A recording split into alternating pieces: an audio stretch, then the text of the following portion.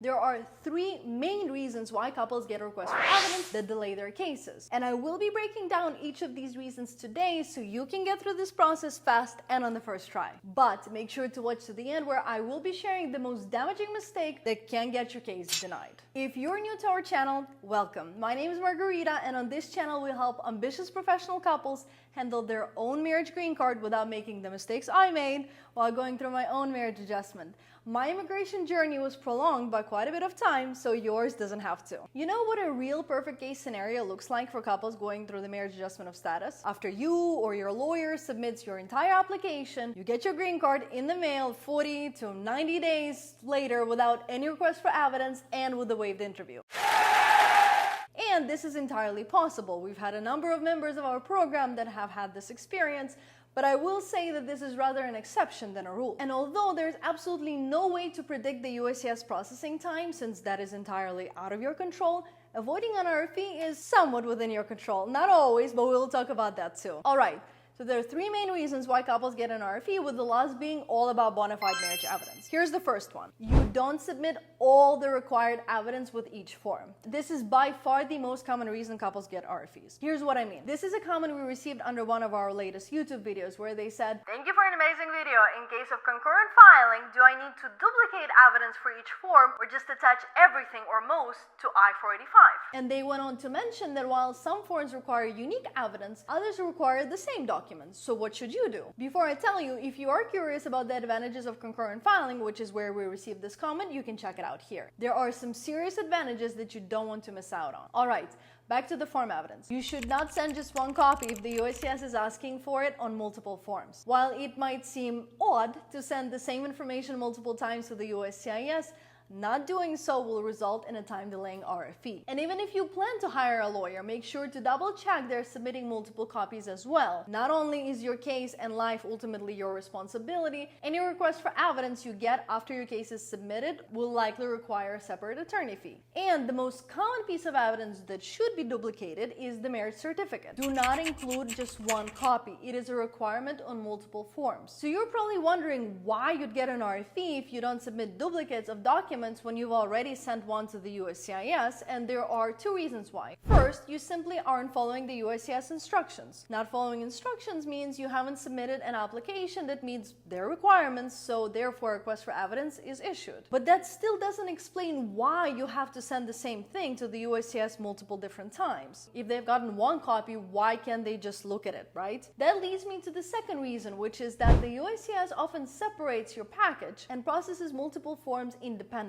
That means there is a chance they will be looking at each form separately with the evidence included with that form. Understand that each form has its own set of required evidence, and you must satisfy a requirement for each form. If they look through a form and don't see a copy of your marriage certificate, for example, they will not be able to process that form and will send a time-delaying RFE. Always follow USCIS instructions to ensure you prepared a complete and proper application. Alternatively, you can apply to our marriage immigration method. We designed our program with personal experience as an immigrant couple, as immigration lawyers, and now as marriage immigration guides to help ambitious immigrant couples looking to confidently experience this process right and on the first try. Schedule a free strategy session with us using the links in the description and comment section below. Now, to the second most common reason to get an RFE. You don't properly fill out Form I-864 and all its supporting evidence. This is a big one to avoid because Form I-864 triggers by far the most requests for evidence. More than any other part of your application, from our experience and only working with the marriage adjustment of status process. We made a super detailed video on this form in particular that you can check out here. Just to give you a brief overview, there are four main issues when it comes to properly filling out this form and providing adequate evidence. First, you actually need to make sure you fill out this form. I mean, very often self-filers are unaware that this is a requirement, and so they don't submit this form at all. Second, you need to properly calculate your household size. And this is important because it also helps you properly understand the minimum income requirement. And although you may be earning way more than enough, you can still get a request for evidence for this, so be sure to stick around for the next 2 points. Look, in order to calculate your household size, you can always go into Form I-864 instructions and see what applies to you. People often miscalculate their household size, and that's what causes the delay with this specific form, so make sure you read it carefully. Moreover, this form is broken, so if you're filling it out in your internet browser, it might not allow you to change the overall household size number. It just defaults to 1. It cannot be 1. It must be minimum 2, you and your spouse, plus you might need to add additional people as well. You can always just cross it out and handwrite the correct number. Additionally, in order to sponsor your spouse for a green card, you must meet the minimum income requirement, which is generally 125% of the federal poverty guidelines for your household size. But what does that actually mean? You will always need to look into Form I-864P USCIS webpage. That's where you will find the most recent numbers. And keep in mind, those numbers do change, so you do need to actually check the USCIS website for the most recent year, and we've linked it below for you as well. Third, you will need to include the correct tax returns with this form. So which tax returns do you need to include with Form I-864? You must include your most recent year's federal income tax return, including all forms, schedules, and W-2s. Remember, you can also download a copy of your tax transcript from the IRS website or order it by mail. In our experience, it's always best to submit a tax transcript downloaded from the IRS website. Alternatively,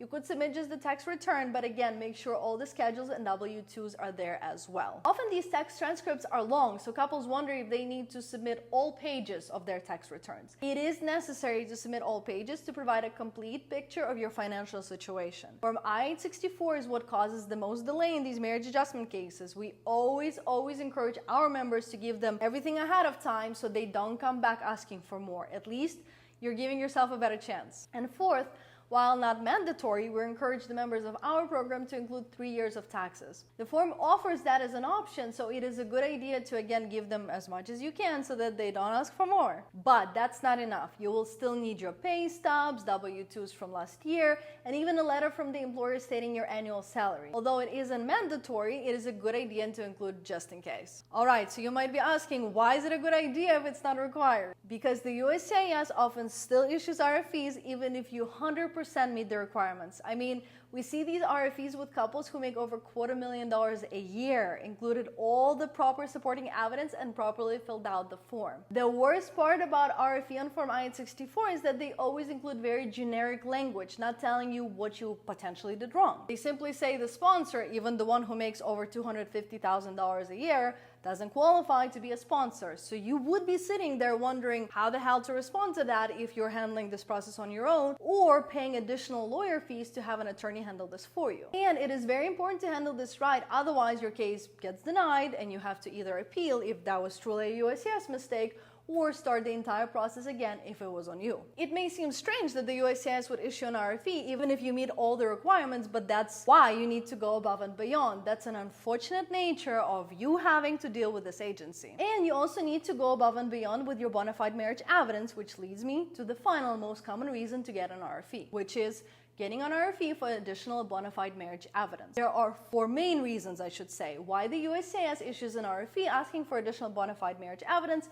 so let's explore them all. First, this is often either the couple or their lawyer who simply did not provide enough evidence. Why would something like this happen? One, because the couple just got married, and since the foreign spouse doesn't have a social security number, 2 partners assume that they have no work to do here and they just submit whatever they have since they can't get much done without a social, or so do they think. Don't be like that. Do your research and know that you can include your foreign spouse on your health insurance without a social, put them on a lease agreement, add them to your bank account, and so much more. You're welcome to download our free bona fide marriage evidence list for some great ideas. The main thing here is that if you don't plan on having a joint bank account, don't do it just for immigration purposes, but most married couples do share their finances, so if it is your plan to do it in the future, you might as well do it now to help your spouse get through this process even faster. Another reason why we see couples get this specific RFE is because an attorney has this old school idea that they don't need to include any relationship evidence with the initial application, that all of that can be brought to the interview. But since the USCIS is trying to waive as many interviews as possible, they will either issue an RFE and you will have to supplement your application in a limited time, or you will be invited for an interview that could have been avoided. Trust me, there is nothing better than getting that green card in the mail without having to have that stressful interview experience. Another thing we actually hear from attorneys is that couples don't want to do the homework. They don't want to go and get a few additional things done, so the law firm, in order to not waste time, just submits whatever they have on file. And then when an RFE comes in, you will just need to pay more for them to handle it. That's actually a really interesting part of working with a firm. You think, or you might be thinking, that they will just do all the work for you, and since you paid them, I don't know, $10,000, you don't want to be bothered, understandably so. But of course, you will still have to do the vast majority of this work, and you will be heavily involved irrespective of how much you've paid. A third reason why you might get an RFE asking for additional marriage evidence is because your case has been pending for a long time. And that is one of those rare instances when getting this RFE is actually good news. It means that the USCIS wants to see that you're still married, that things are good to go, and most of the time, in these cases, it's their intent to waive the interview after you respond. Not always, but most of the time. We just had a member whose case has been pending for over a year now, and she raised a great question. What do you submit in response? It always has to be new evidence. No point in resending something you've already provided. You would submit the latest bills with both of your names on it. You might have gotten a car or house during this time, or you might have a new lease agreement, new trips you've taken. And obviously the idea is to give them as much as possible to avoid that interview. The fourth reason why couples get this type of an RFE is that the USCIS issues it erroneously.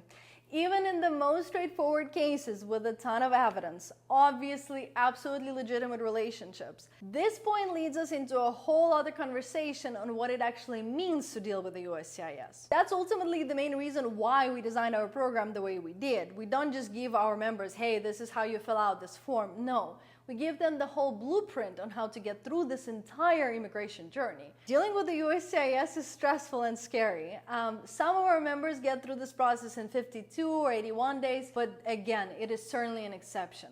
I will give you 3 real-life examples to illustrate it. First, we just had a couple who had a somewhat unpleasant interview experience, but they were verbally approved on the spot. Crickets for over a month, then they get an I-130 approval and I-485 interview cancellation notice. That same interview that did take place. I won't go into detail on this one since I will give you a full breakdown of the situation in our next video, but you get an idea. It obviously is very stressful. Another thing is that at the end of 2023, between November and December, we received the highest number of RFEs that entire year inside our program, and 90% of them were 100% unwarranted. It was so shocking how the USCIS was issuing phony RFEs left and right that I personally felt the need to make this post inside our group. It just felt so unfair since it was right around Christmas and we really wanted our members to disconnect and relax instead of worrying about immigration, but there it is. One of our members received 2 RFEs at the same time, right before Christmas, so you get an idea on what it means to go through this process. Finally, the worst